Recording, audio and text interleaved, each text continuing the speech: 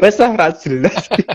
Sambil menunggu. Ini enggak menunggu umpan pancingan sing gelem konsultasi sapa. Menunggu Jangan. jangan.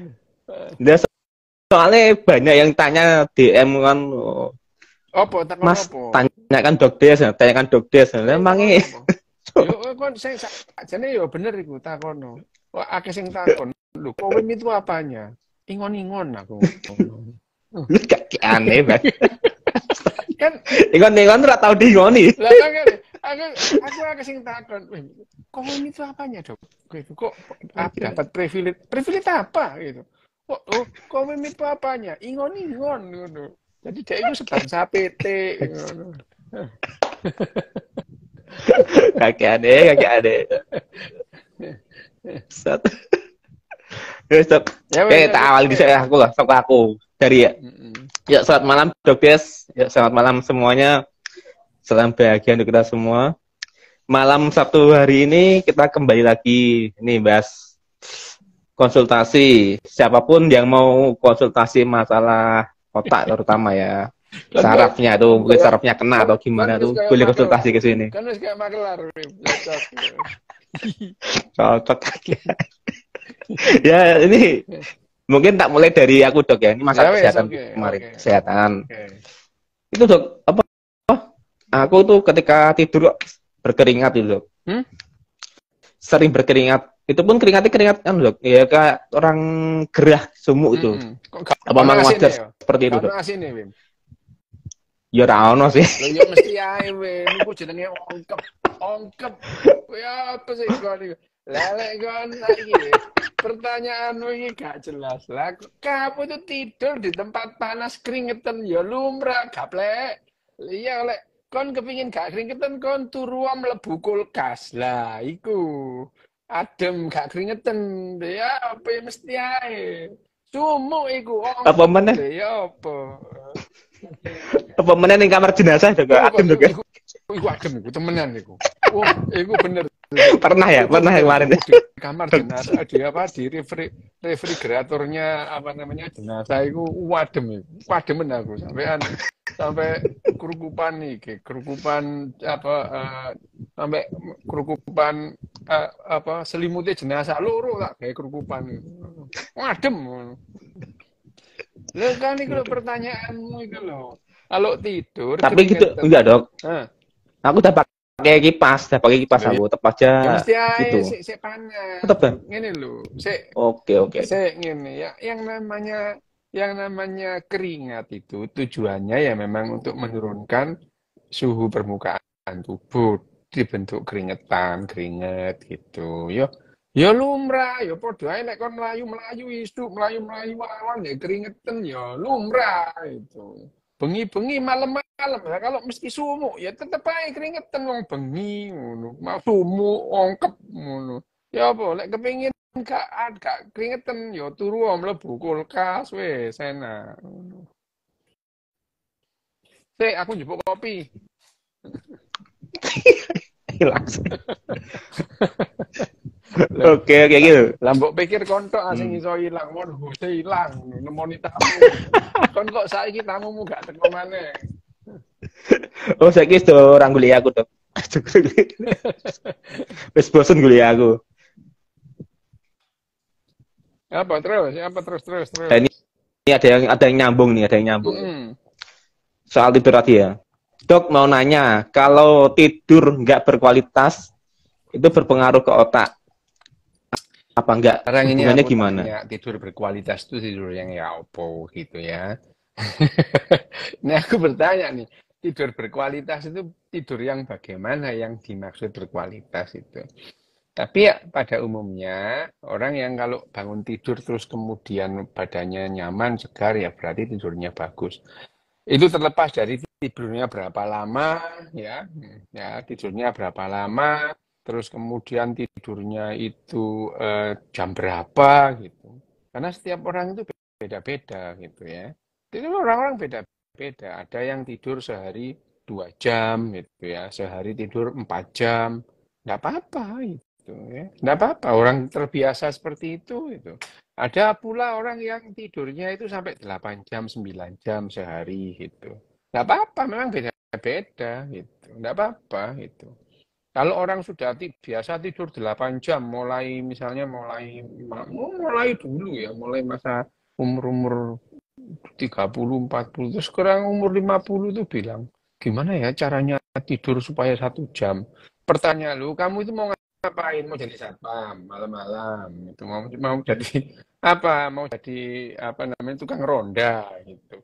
Kalau nggak ada ya ngapain ya wes tidur aja gitu.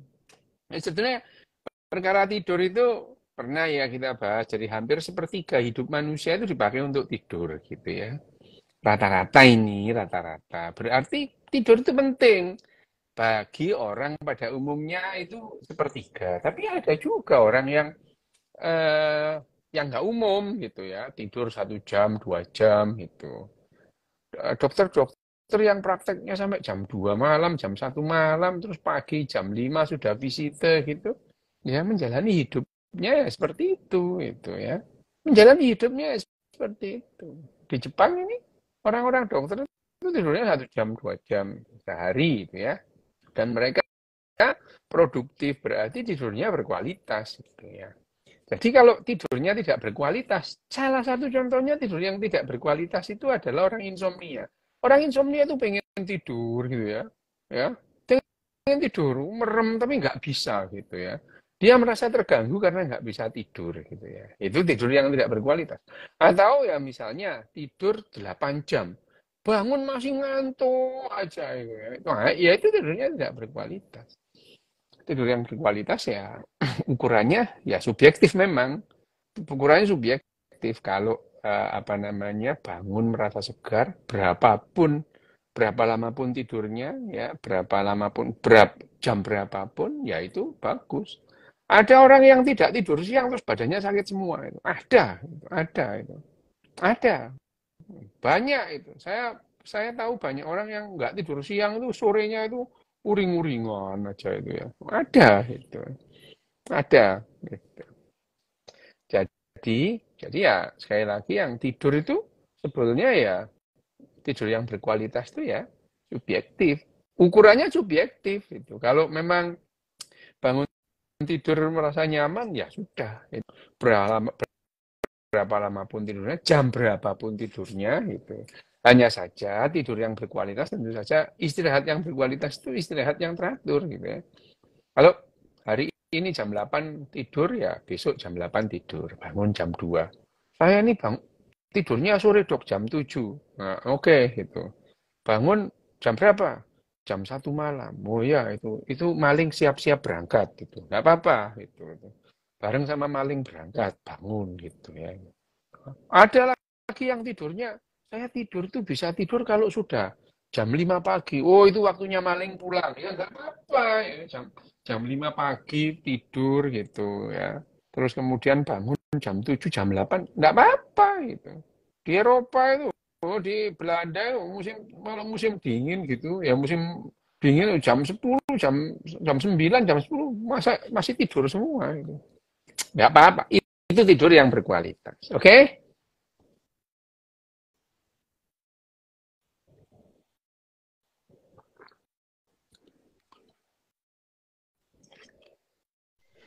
Bahas tidur lagi dok itu. Morning person lebih sehat dok. Enggak. Gitu. Manusia pagi. Enggak ada. Gitu.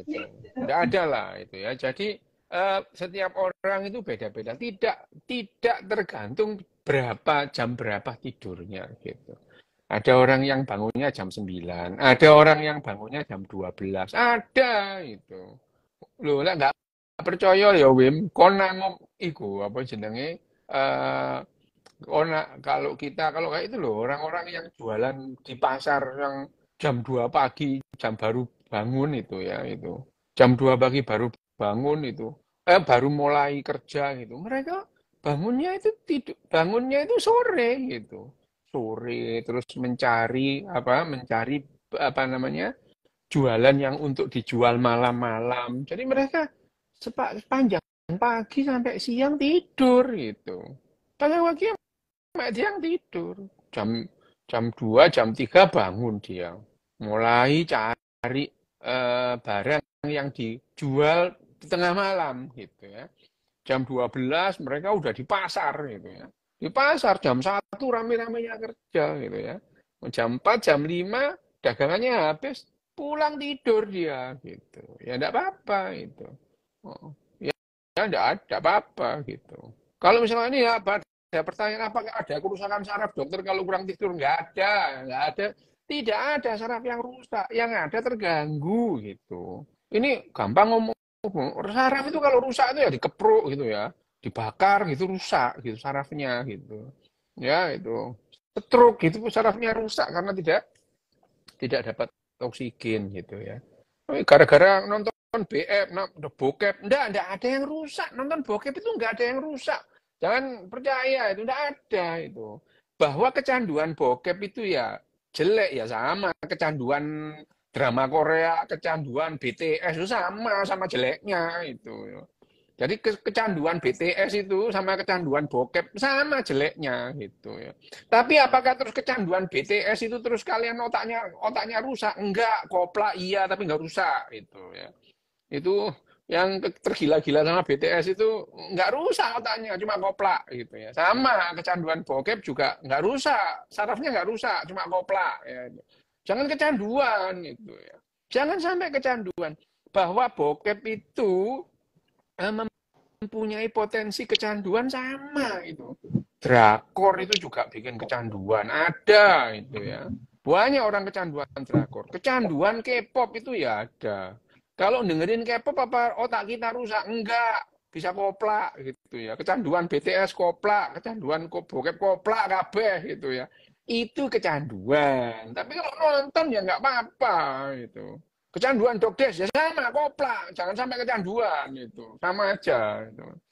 Kamu kira kecanduan semua itu jelek nggak bagus ya itu. Loh itu kok ada ngapain kecanduan gue dok? ya ada penampakan, woi. Ya ini silakan Bu, Loh? kalau mau tanya Bu. Ini gak sido, malah live. Gak sido. Ses. Iku mau menunggu temenan apa daten-daten, Wim. Penampakan dok, penampakan. Soalnya nampak, Lah, iya, soalnya nampak di situ.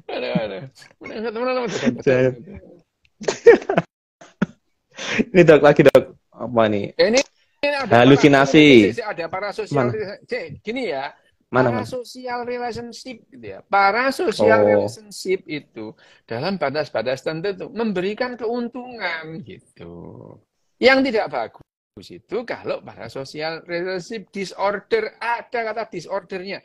Kalau parasocial relationship nggak apa-apa itu. Misalnya kamu rindu Rasul, lalu kenal engkau rindu gitu. Tapi nggak apa-apa.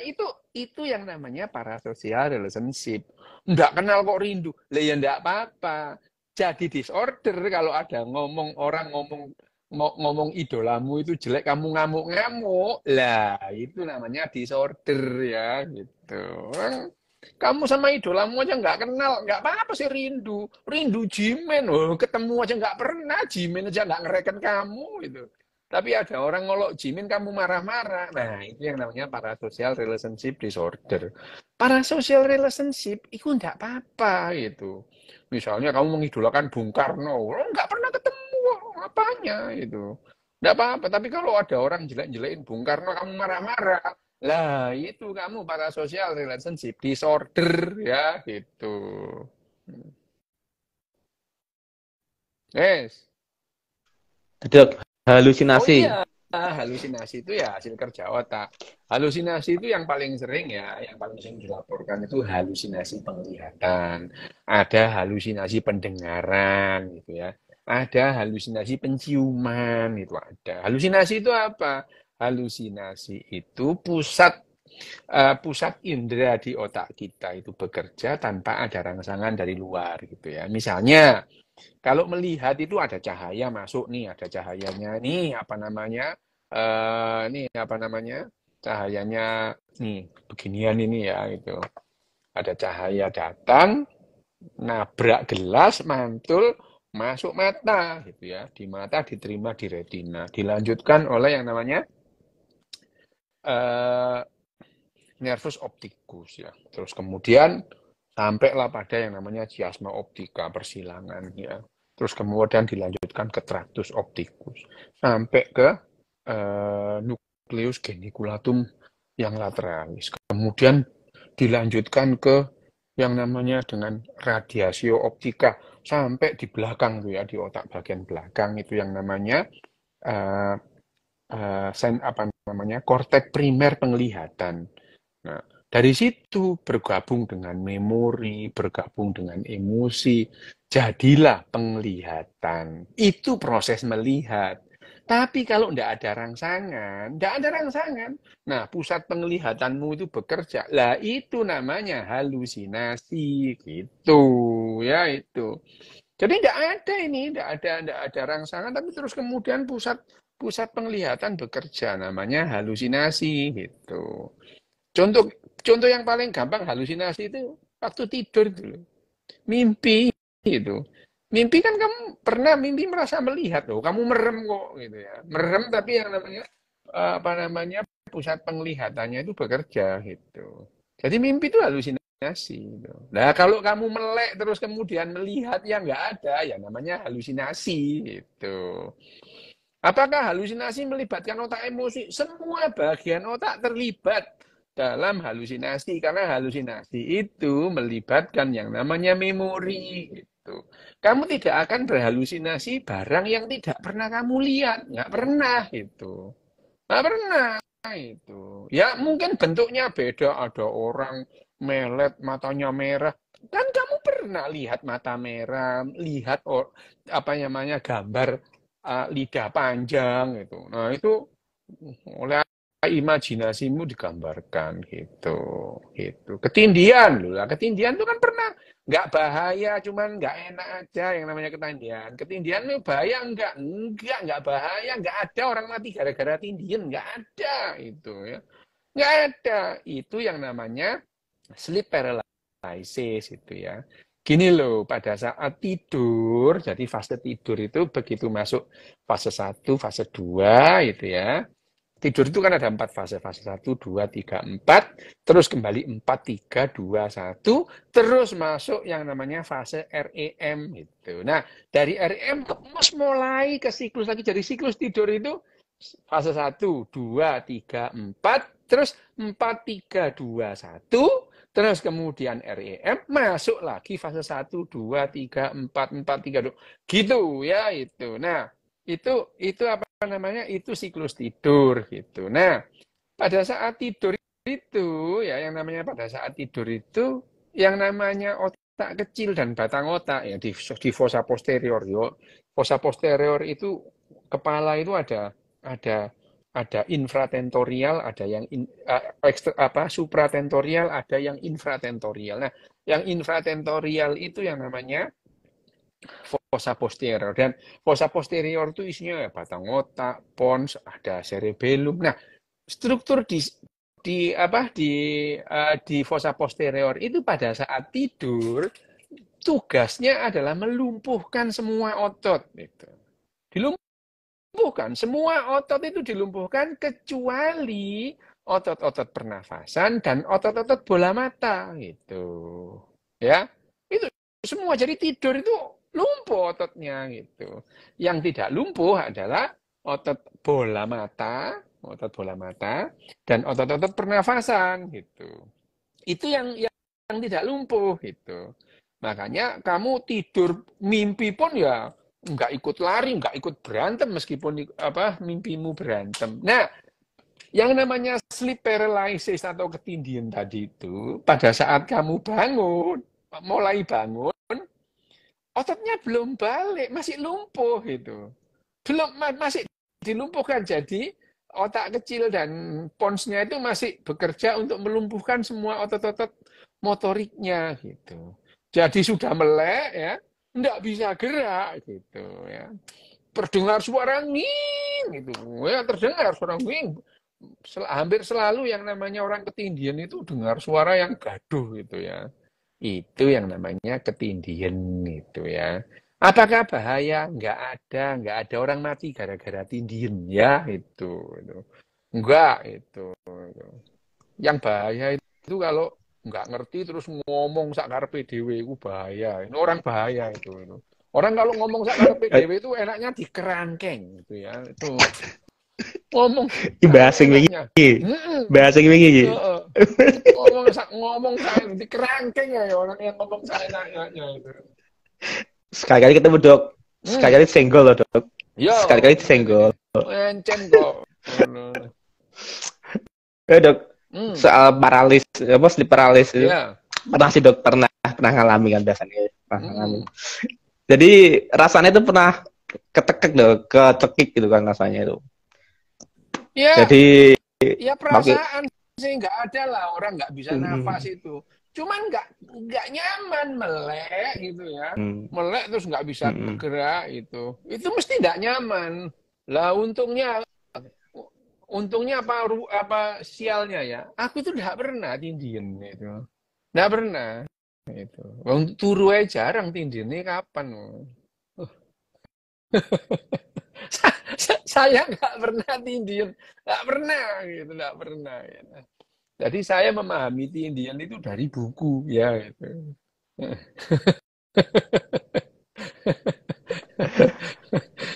Terus ini dok, bahas nih bedanya delusi dan halusinasi apa dok tadi?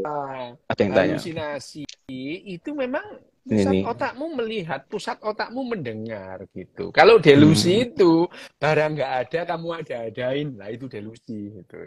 Nggak ada itu barang nggak ada kamu ada-adain itu ya. Penunggu pohon cipluan nggak ada, kamu sempat ada, wah kamu yakin bener penunggu pohon cipluan itu ada, mimpi datangin kamu itu. Delusional gitu ya. Barang terus kalau ada orang lain nggak percaya kamu marah-marah, lah itu delusional gitu ya.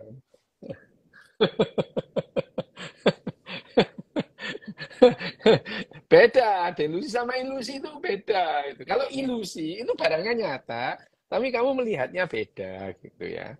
Ilusi misalnya tukang sulap itu adalah ilusionis itu ya.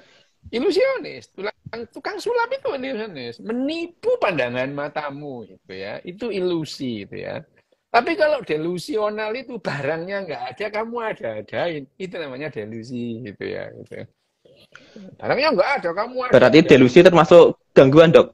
Kenapa? Delusi termasuk gangguan berarti, gangguan mental. Delusi gangguan. Tapi kalau misalnya tidak sampai menimbulkan gangguan, ya misalkan kamu anggap itu misalnya ya, bahwa kamu misalnya kita berbicara mengenai yang namanya, pernah kita berbicara mengenai yang namanya apa namanya intersubjektif reality gitu ya. Intersubjektif reality itu kita pegang sebagai nilai bersama, meskipun sebetulnya awalnya nggak ada sih gitu ya, nggak ada gitu. Indonesia itu kan nggak ada gitu. Terus kita pegang teguh sebagai ya apa namanya, ada bareng, ada pembandingnya, ada Indonesia, ada yang namanya Malaysia gitu ya. Tetapi Indonesia itu kan bukan individu gitu ya. Yang namanya Indonesia bukan individu, tidak punya kemauan, ada nggak Indonesia marah gitu. Indonesia yang maha pemarah kan nggak ada gitu, itu nggak ada. Beda antara delusional dengan yang namanya yang apa namanya intersubjektif realitinya itu. Nah biasanya yang delusional itu tertuju pada sosok itu ya, sosok gitu ya, delusi itu. Jin, peri, prayangan, genderuwo, tetean, banaspati, memediusus itu kan nggak ada semua. Kalau kamu ngomong ada itu kamu delusional gitu. Ya ini nggak ada gitu. Jadi dok kaitannya dengan ini ya deh, skizo dan indigo itu loh. Ya, kaitannya dengan delusi itu apa? Sekarang gini, indigo itu nggak ada. Gini loh ya, berkali-kali diomongi, wah itu ya memang ya bebal kok memang dikasih tahu. Indigo itu nggak ada. Indigo itu gini loh, kan apa yang disebut indigo itu? Indigo itu nggak ada gitu. Indigo itu di Amerika pada saat ada festival paranormal itu dulu tahun 80-an, 90-an, akhir 2000-an itu masih ada di Australia itu. Ada festival itu, festival paranormal ya, kayak pasar malam gitu ya. Kayak pasar malam gitu, pasar malam itu. Nah, mereka itu salah satunya itu selalu di yang namanya orang-orang supranatural itu ya orang gypsy, peramal. Nah, salah satunya itu ada yang namanya apa namanya, tenda atau apa namanya, counter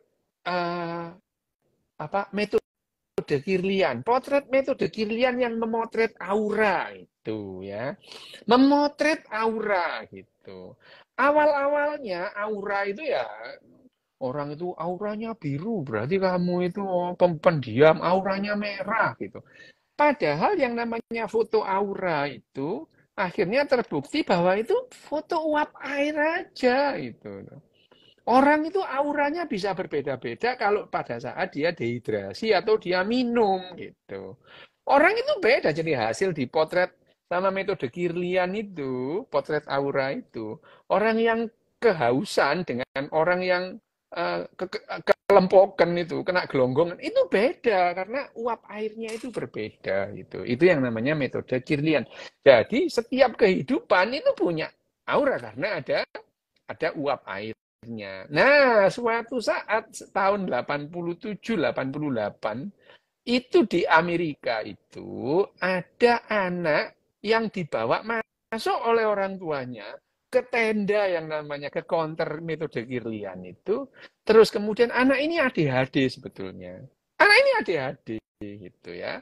Ini anak-anak ini ADHD. Nah, pada saat difoto, nah fotonya itu gambarnya ungu. Ungu, indigo itu ungu. Itu. Keunguan itu indigo. Nah, kebetulan beberapa orang anak yang mempunyai kondisi yang mirip, ADHD, autis, 4 orang, itu warnanya ungu semua. Kemudian disebutlah anak indigo gitu. Jadi yang namanya indigo itu adalah anak-anak yang dipotret dengan metode Kirlian, hasil auranya ungu. Yes, paham? Ayo ngomong indigo mana Pak? Plester cangkem munggo. Gitu. Tadi dok disambungkan dengan skisu Loh, kalau dengan schizophrenia lebih. itu beda. Schizophrenia itu yang namanya schizophrenia itu adalah jenis atau bentuk dari yang namanya psikosa, gangguan sakit jiwa, gendeng lah ya itu. Jadi orang pikirannya wah gendeng itu ya itu. Jadi kalau gangguan jiwa itu kalau dua itu bisa dibedakan yang antara neurosa dan psikosa. Bedanya psikosa apa? Psikosa itu dia kehilangan realita itu. Lah itu gendeng itu ya. Itu sakit jiwa itu orang namanya gila itu. Nah, salah satu bentuknya itu ya tadi itu skizofrenia itu tadi itu skizofrenia. Tapi tidak hanya skizofrenia yang namanya gendeng itu banyak itu ya. Kon misalnya kowe itu kan nggak skizofrenia tapi gendeng juga gitu.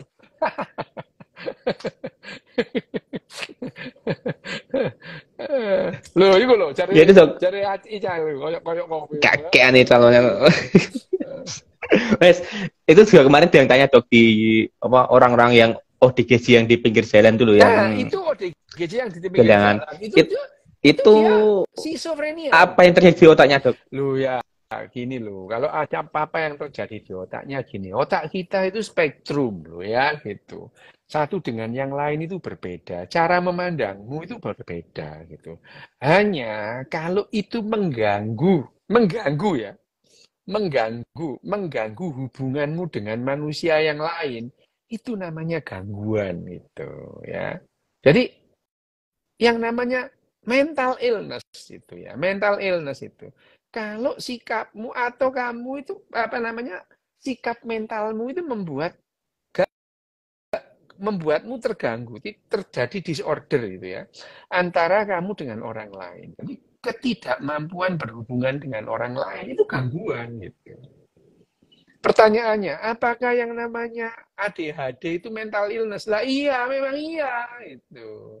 Mentalnya ada gangguan itu. Makanya perlu bagaimana caranya orang-orang ini bisa berhubungan bagus lah gitu. Loh, dalam jangka waktu yang panjang aku juga punya mental illness. Orang aku itu nggak bisa omong-omongan sama orang gitu. Setiap kali aku ngomong orang marah gitu ya. Loh aku itu dulu juga ngerti loh. Ini yang bermasalah aku kok. Tapi masalahnya di mana ya gitu. Semua orang kalau aku ngomong kok ngamuk-ngamuk gitu. Oh, yang gendeng ini aku apa orang-orang itu segitu gitu ya itu. Kalau di film Beautiful Mind itu John Nash itu schizophrenia dia gitu. Schizophrenia hebefrenik. Dia mempunyai waham. Dia itu merasa agen CIA gitu. Orang pinter dia itu. Orang pinter jagoan matematika, pemegang pemegang Nobel gitu ya. Tetapi gendeng gitu ya.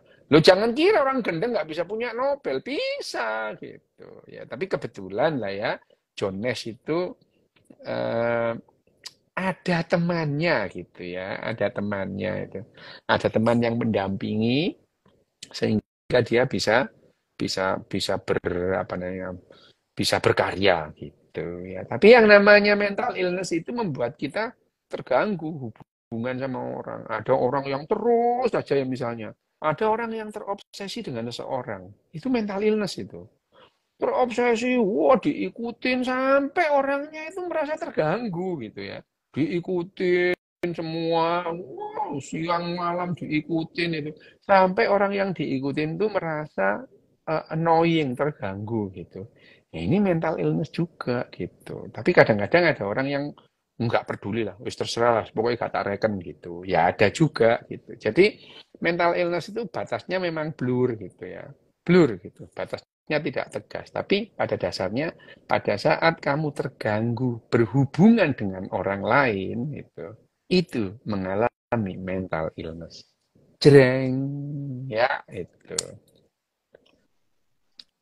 Terus yang penyembuhannya dok, yang ODGJ di pinggir jalan seperti itu susah dok ya, apa gimana Gini, yang penyembuhannya? ini ya, yang di pinggir-pinggir jalan itu kalau dulu itu istilahnya adalah schizophrenia, schizophrenia simplex gitu ya, schizophrenia simplex. Schizophrenia itu macam-macam bentuknya. Ada yang namanya apa schizophrenia hebefrenik. Ini kau klasik ya, ada klasik itu ada yang hebefrenik, ada yang simplex, ada yang paranoid gitu ya. Nah, yang menelantarkan diri itu ya, menelantarkan diri, nggak makan, itu ya nggak adus, itu makan sak-sae gitu. Itu simplek gitu. Ini sulit, ini paling sulit disembuhkan itu. Kenapa? Dia nggak mau, dia apa di misalkan di apa dirawat gitu. Dia cenderung pergi jalan, meskipun nggak bahaya. Orang simplek itu nggak menyerang gitu. Yang menyerang itu teroris ya, nggak ada orang simplek. Nggak ada lah orang gila mukul-mukul orang itu nggak ada itu. Nggak ada. Nggak ada. Orang-orang simple yang orang gila yang nah, orang gila seperti di film si Unyil dulu itu nggak ada itu siapa sih bikin bikin orang gila itu? Ada kan di film Unyil dulu itu kalau kamu masih tahu di Unyil itu ada orang gila. Di mana anakku? Di mana istriku? Terus nyanyinya itu nggak ada orang gila kayak gitu itu. Ada lagi seperti Joker gitu ya, Joker. Film Joker kamu nonton nggak? Nggak ada orang gila kayak gitu itu, nggak ada itu ya. Jadi di apa bahwa di dalam rumah sakit jiwa itu ada orang yang suka membunuh, nggak ada itu, nggak ada itu. Jadi makanya jangan belajar ilmu jiwa dari film itu ya. Oh ya, belajar ilmu jiwa dari Joker itu bohong itu ya. Ya itu Joker tuh, wah itu anu itu presiden buruk atau apa namanya iklan yang buruk bagi penderita atau pengidap penyakit kejiwaan. Nggak ada orang gila kayak Joker tuh nggak ada itu ya. Nggak ada. Itu terus membunuh, dia terobsesi. Nggak ada itu. Jadi kita itu sering apa namanya? Sering sering wah ada bowo damar bowo wah iki kan iki pelanggaran ini pelanggaran pelanggaran ya jadi belajar ilmu jiwa itu jangan melihat film kayak misalnya Joker itu bohong, nggak ada. Bahkan ya penunggu penunggu RSJ-nya bilang di sini banyak orang jahat, banyak orang membunuh. Mana ada di rumah sakit jiwa mana ada orang bunuh orang itu loh, nggak ada itu di penjara itu ya. Orang nggak ada di rumah sakit jiwa kalau ada orang psikopat di penjara, nah mungkin tapi kalau yang di penjara, nah, yang di apa di mana di rumah sakit jiwa itu enggak ada itu. Jangan itu pokoknya lah jangan percaya sama film ya, itu.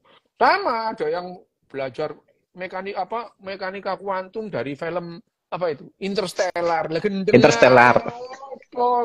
Belajar ngomong mekanika kuantum kok Interstellar, nggak sekalian kamu tanya Dokter Strange aja itu. Dokter Strange itu mekanika kuantum, multiverse itu, terus apa namanya, perang sama itu apa namanya, baby squid itu ya. Tak gak main nih kayak gitu ya wis. Iki mana kuantum Kalau di Interstellar itu wah, Interstellar loh. Interstellar itu loh. Itu Interstellar itu kan ya apa namanya, klenik yang filman itu. diilmiah-ilmiahkan. Nama klenik yang diilmiah-ilmiahkan itu. Film tentang dok, film tentang pertanyaan jagung itu. Lah iya itu. Bencekno film itu. Oh, film-film yang ini silakan ngomong mekanika kuantum itu ngawur kabeh gitu. Tapi sekali lagi ya, yang namanya mekanika kuantum itu adalah konsumsi orang yang IQ-nya 135 ke atas. Jadi kalau kamu di bawah gak usah bahas iku. Wes nggak bahas togel lah itu ya, wes enak itu. Ya itu ya, udahlah nggak bakalan lah paham yang namanya mekanika kuantum kalau IQ-mu di bawah 135 itu. Wes nggak penting juga itu ya. Nggak paham mekanika kuantum itu ya nggak apa-apa. Tapi jangan sok paham kuantum, kok ngerti-ngerti yang dulu ya itu. Udah, nggak, kamu itu nggak ngerti mekanika kuantum juga nggak apa-apa. Nggak ngerti teori apa namanya, relativitas umum khusus juga nggak apa-apa, nggak paham teori gravitasi juga nggak apa-apa. Yang penting itu bisa jualan gitu ya, bisa hidup gitu loh ya. Tapi jangan sok-sokan itu ngomong, kan semua relatif. Menurut relativitas Einstein, itu ya Einstein itu nggak ngomong soal relativitas uripmu itu loh, nggak ngomong gitu ya. Jadi ya apalagi 78,4 terus gak usah bahas mekanika kuantum. Wes, bahas togel gitu. Nggak apa-apa gitu ya. Kitab togel itu adalah kitab yang tidak pernah mengajak kita berperang. Loh, itu bagus. Belilah itu kitab 1000 mimpi itu ya. Nek nomor telu gambari asu ngono ya. Nek nomor 23 gambari bedes gitu ya. Nek nomor selawe, nek nomor 28 gambari pitik ngono ya. Nomor 35 gambari wedhus ngono. Ya, ngono. 30 gambari ula. Aku apal ya. Aku biyen soalnya mantan dukun togel ya gitu. Bandar togel. Nah, bandar ya. Nek bandar iku enak. Monggo, Mar, Jamar, takon apa, Mar? Kalau terminologi jiwa mental itu sebaiknya itu atau sebenarnya gimana sih, Dok? Kenapa kalau dokter tuh kok masih dokter kesehatan jiwa SPKJ bukan dokter kesehatan mental? Kamu pertanyaanmu itu bagus, Mar, itu. Ada dokter psikiatri namanya Dokter Santi itu di Jogja itu, Dokter Santi ya. Aku dokterku. Aku pasiennya. Lu lah itu kan pasiennya. Pantes kan rada-rada enyeng.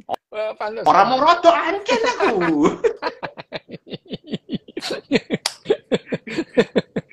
Ya, Dokter Santi. Nah, Dokter Santi itu kalau Dokter Santi menyebutnya itu dokter gangguan mental ya. Memang betul sebetulnya masalah berhubungan dengan orang lain itu adalah masalah mental, bukan masalah jiwa ya, gitu. Mental gitu ya. Mental. Jadi yang lebih cocok itu adalah kesehatan mental, bukan kesehatan jiwa gitu ya. Karena mental itu adalah bagaimana kita bersikap ya. Kita itu bersikap dan kita berhubungan dengan lingkungan kita. Itu mental gitu. Ya, jadi batasnya di mana? Memang blur sih. Jadi ada lautan mental gitu ya. Mental setiap orang itu tidak sama gitu ya. Nah, kalau kita sepakat yang namanya mental health sekarang itu kamu nggak terganggu, tapi kamu juga nggak ganggu orang gitu. Ya, gitu. Kamu nggak terganggu, tapi kamu juga nggak ganggu orang. Gitu. Itu adalah mental health itu. Jadi ya sebetulnya dalam batas-batas sekedar mengingatkan itu sudah sakit itu. Loh, orangnya nggak nggak minta nasihat kok kamu kasih nasihat gitu ya. Itu dalam batas-batas sekarang itu orang itu nggak butuh loh. Ini bukan urusan publik gitu ya. Kamu ngurusin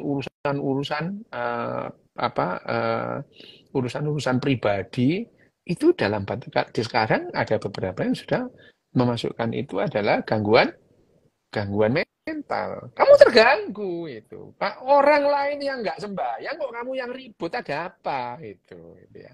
Kamu, ya, terus kamu ganggu orang itu gitu ya.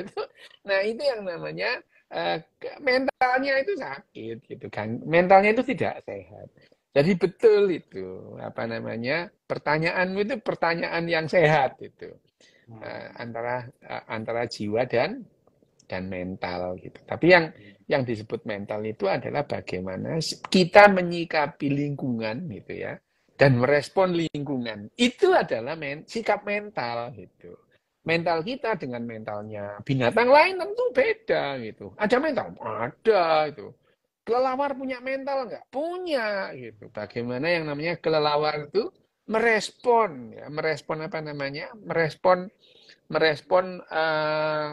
lingkungannya gitu ya, respon lingkungannya gitu. Ya tentu saja kesehatan mental kelelawar ya beda dengan kesehatan mental manusia gitu ya. Antara kesehatan manusia dengan kucing ya beda gitu. Ya, nah sekarang ini misalnya coba sekarang ditanya deh gitu, ditanya. Kadang-kadang yang namanya sikap mental itu akhirnya kita itu memang subjektif. Pertanyaannya begini misalnya, kamu punya kucing nggak, Mar? Tetangga punya, Dok. Nggak punya. Saya enggak. Ini pantesan tadi Pak apa sebenarnya rasanya terus. Ya wes gini loh ya, kalau ada orang punya kucing misalnya ya, punya kucing itu terus mecahin gelas, orangnya kan nggak marah gitu, orangnya nggak marah itu.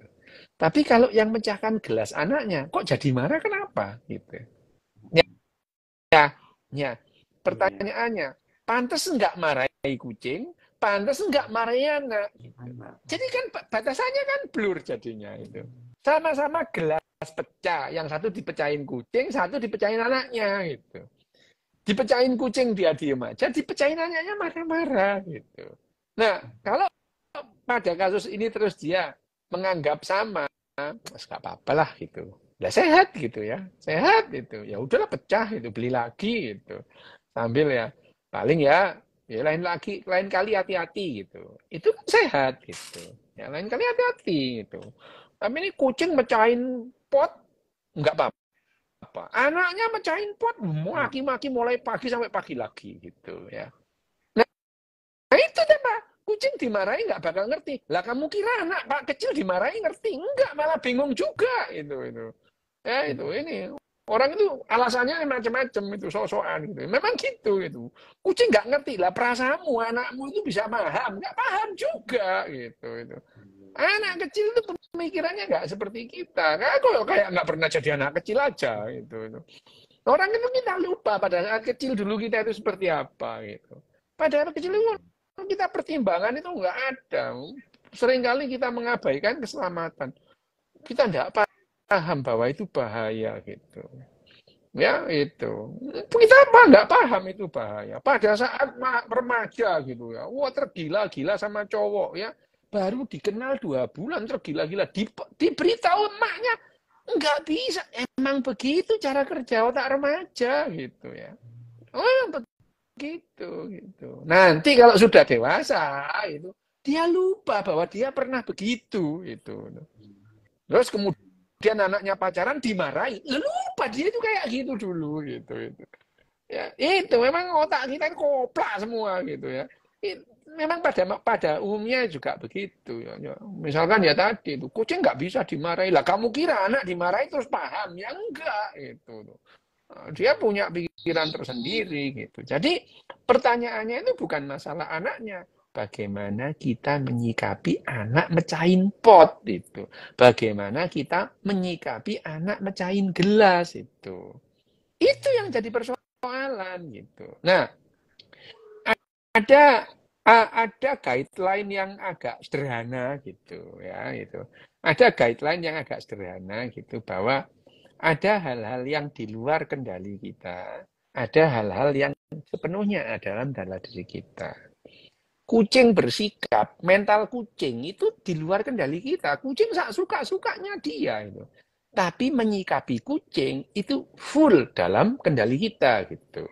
Sama itu ya. Perilaku anak-anak melakukan apa itu di luar kendali kita itu. Tapi menyikapi perilaku anak itu penuh dalam kendali kita. Ya sama tadi. Anak mecahin pot, mecahin gelas, kita tidak marah-marah. Itu karena kita memang nggak pengen marah gitu. Nah itu tadi ya. Jadi ya sama gitu. Jadi mental illness tadi itu adalah bagaimana kita menyikapi itu ya. Jadi sikap mental itu bagaimana kita merespon lingkungan itu namanya sikap mental gitu ya. Marah itu adalah sikap mental gitu ya. Senyum juga sikap mental gitu ya. Ya itu. Kita berinteraksi setiap hari di Twitter itu sikap mental gitu. Itu sikap mental gitu. Nah, hati-hati pada saat kita masuk ke wilayah privat orang. Nah, itu mentalmu itu wis gak sehat gitu ya. Masuk wilayah privat jangan gitu ya. Itu jadi ya kalau kita melihat medsos di Indonesia, ini penuh orang yang memang sakit mentalnya. Contoh ya gini. Ini sikap mental ini ya. Sikap mental. Misalnya gini. Ada gitu ya. Ada santri memperkosa kiai memperkosa santrinya. Pimpinan pondok itu ada ya. Bahwa itu sebuah kejahatan iya gitu ya. Bahwa itu adalah jahat iya gitu.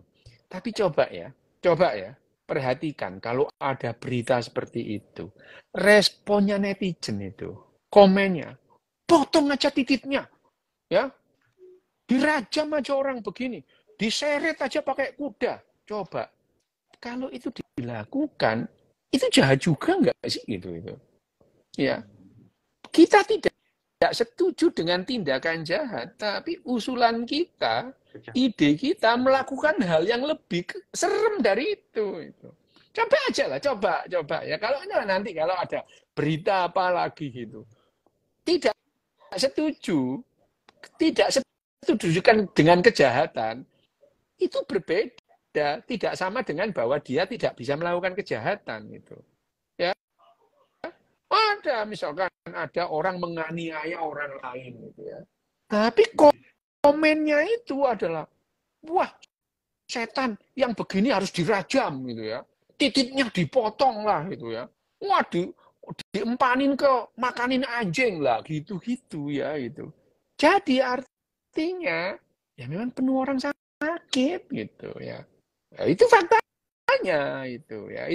Itu adalah yang kita lihat bahwa apakah itu yang namanya mental illness, definitely yes itu ya. Ya. Jadi apakah itu mentalnya sakit? Definitely yes itu. Yes, gitu ya. Oh, Nek, kalau mau konsul secara langsung di Mayapada, Dok. Apa konsul kejiwaan? Loh, jangan aku ngawur kon. Loh, sebentar. Aku itu kalau praktek di Mayapada itu sebagai dokter bedah saraf, yo, itu. Dokter bedah saraf, yo, gitu. Tapi ya enggak apa-apa kamu datang, nanti tak arahkan ke dokter gendeng, ya enggak apa-apa gitu. Ya enggak apa-apa. Misalnya orang kesasar itu biasa gitu, datang itu. Kesasar datang itu terus kemudian bawa orang tuanya yang diabetes ya nanti dikonsulkan ke dokter penyakit dalam gitu. Loh aku ngerti diabetes tapi kan aku bukan kompetensiku ngobati itu ya, bukan itu. Obat-obatnya bagaimana aku tidak ngerti tidak paham gitu. Jadi kalau misalnya ada orang diabetes ya udah itu. Nanti misalnya Damar datang ke aku, ya wes tak rujuk nang rumah sakit jiwa, misale. Dirujuk kan dirujuk ke dokter Bernard Mahfud. Dokter Bernard Mahfud gitu. Lah iya ngono. Misale ngono lho ya ngono. Tapi kalau misalnya lah aku ini praktek kalau dokter sebagai dokter, aku ini praktek sebagai dokter bedah saraf ya. Jadi ya itu gitu ya, itu. Nah, kalau pengetahuan tentang neuroscience ya beda gitu. Enggak apa-apa pengetahuan neuroscience, aku membahas neuroscience. Tapi kalau sebagai dokter, aku ini dokter bedah saraf. Duh, enggak sedikit loh, gara-gara kita ngomong di sini tuh pasien tuh bawa anaknya yang autis ke wakeh jadinya itu banyak. Ada apa itu? Bawa anaknya yang autis, tambah tak seneni. Oh, bawa anak autis itu ya, mau saya gini dok, maksud saya itu gini, maksudnya, Bu, ini ibu ini ngomong setengah jam, bilang mau saya itu 51 kali, mau mutok aja sing mbok turuti, wow, tak seneni gitu ya. Habis puas nyeneni tak rujuk ke dokter psikiater gitu, terus puas nyeneni, ya puas itu aku.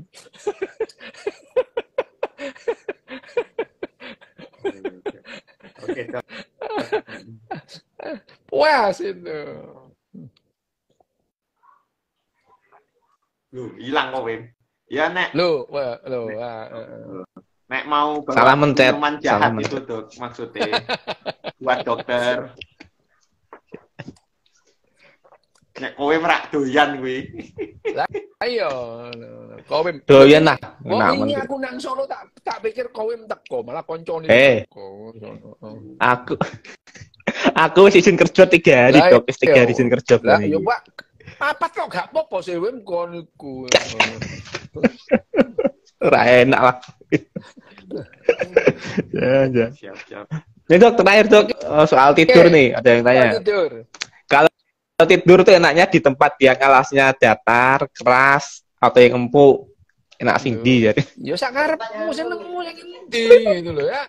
Ya ini loh ya, tidur tuh kasur empuk, rata. Ini ya suka-suka gitu. Enggak apa-apa. Kamu tidur di Jobin, Jobin iki wong anu iki mesti anu, wong Jawa Timur Jobin.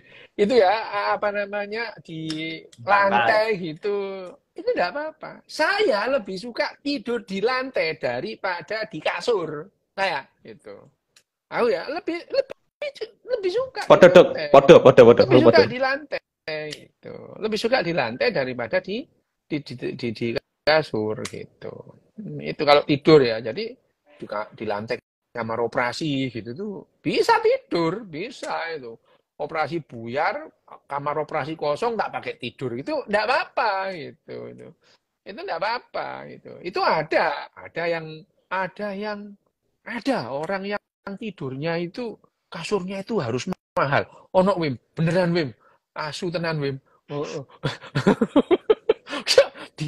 Diganti itu apa namanya? Tempat tidur yang agak murah dikit itu. Nggak bisa tidur loh. Kok ngerti yo kalau murah itu. Bener loh dia itu. Jadi memang bener. Jadi ya spring bed-nya itu terus kemudian ada matrasnya yang 8 cm, 10 cm. Loh dia itu loh disuruh tidur tempat lain itu loh. Nggak enak. Memang drijine ono gendruwone wong iku. Nek nuding sing larang-larang. Ora, tak kira pas tuku spring bed itu diukur terus dengkulnya sepiro ngono. Enggak ada orang yang tidur di spring bed. Itu tidak semua spring bed dia bisa tidur. Beneran ini itu. Ada spring bed yang terus kemudian harus dikasih matras. Matrasnya dilepas dia nggak bisa tidur. Iki orang ini ya. Jeri-jeri no gendruwo yang ditutingi barang-barang larang. Nek sing murah nggak iso itu. Ada orang kayak gitu, itu ada gitu. Tapi kalau aku ya lebih seneng lebih nyaman bagiku tidur di lantai gitu ya. Satu siklus tidur ya 40 menit, 50 menit bangun gitu ya. 35 menit bangun. Seger wis satu siklus saja gitu ya. Itu sudah bagus. Hah? Nek turu mung sakmono sawang iki ra ngantuk. Lho aku kecil yo ngene iki, Wo. Itu variasi kehidupan aja ya. Lah iya. variasi. Ojo melok-melok. Kayak apa kon melok-melok aku ngono. Lah, orang arep melok. Ojo melok-melok. Ya. Aku melu sugih, Dok. Melu sugih wae, ora melu ritmu, melu sugihmu. Iki lu ngrasani sapa? Ojo ngomong iku yo tak kandhani emakku. Ngono. Ojo rame-rame, ojo dikandakno. Oh, wis krungu. Heeh. Iku aduh gawat wong iku. Gawat. Sampean kuwi gawat Dok sebagai anak. Anak durhaka Anda itu. Pokoknya ya, aja melak-melak aku. Aja melak-melak aku. Ono sing ada yang bilang, Mas Rio, apa mau itu? Saya itu pengen tidur sehari 2 jam. Loh untuk apa itu loh? Udah tidur ngapain? Orang nggak ngapa-ngapain ya beda kalau dokter riset itu suka baca. Sampean yo dokter enggak mau jadi apa satpam enggak lah. Udah tidur aja itu. Udah bagus-bagus tidur 5 jam 6 jam sehari pengen tidur 2 jam. Enggak usah gitu. Jadi Dok nek ana muni wah kebutuhan tidur tuh rata-rata 8 jam itu ya memang segitu. Pada umumnya gitu. Tapi bukan berarti tidur 8 jam lebih bagus daripada tidur 1 jam. Aku mbak kon tuh turu 8 jam iso gendeng aku ngono ya. Ya enggak iso ya ngene iki ngono. Mbok paksa ya gak iso ngono. Ono meneh sing tidure akeh ku. Nek pas posoan itu turu wae penggawean niku. Awan-awan melih kuwi kok turu. Jarene iku apa jenenge sedekah. Turune wong poso iku sedekah ngono. Iki wong poso pahala. Itu turu wae ngono. Kapan nyambut gawene ngono. Wes iki wis nyambut gawe. Ya, nyambut gawe ya turu kuwi, Dok, dibayar turu soalnya. Ya iya. Makanya ya wes Dok, makasih Dok Des untuk malam hari ini. Oke. Ya makasih Demar, makasih semuanya. Salam bahagia untuk kita semua.